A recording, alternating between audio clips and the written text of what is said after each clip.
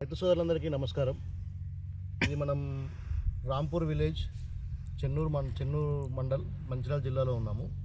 ఇక్కడ మన ఆకాష్ సీడ్స్ వారి సింధూర్ పత్తి విత్తనాలు వేయడం జరిగింది. మనం చూడండి, దాదాపు 45 రోజుల పంట కాలంలో ఉన్నాము. మన సింధూర్ పత్తి విత్తనాలు చూసినట్టయితే కింది నుంచే మనకు సింపోడియస్ రావడం జరిగింది. సో ఫ్లవరింగ్ కూడా స్టార్ట్ అవ్వడం జరిగింది. 45 డేస్ అయింది కాబట్టి మనం ఆకు కూడా చూసుకున్నట్టయితే చూడండి ఎంత నీట్గా ఎంత మెత్తగా ఉందో. ప్లస్ ఆకు పైన కూడా చాలా నూగు ఉంది. దీనివల్ల ఏంటంటే మనకు సకింగ్ పెస్ట్ అనేది చాలా తక్కువగా వస్తుంది. సో మనకు ఫ్లవరింగ్ కూడా స్టార్ట్ అయింది. ఎర్లీగా క్రాప్ స్టార్ట్ అవుతుంది. ఎర్లీగా మనకి పంట దిగుబడి రావడం జరుగుతుంది.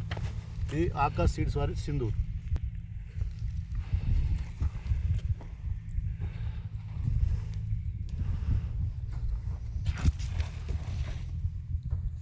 ఇప్పుడు పూతకు వచ్చిందంటే కొద్దిగా ఇప్పుడు ఇదంతా ఆగదు కావచ్చు కదా.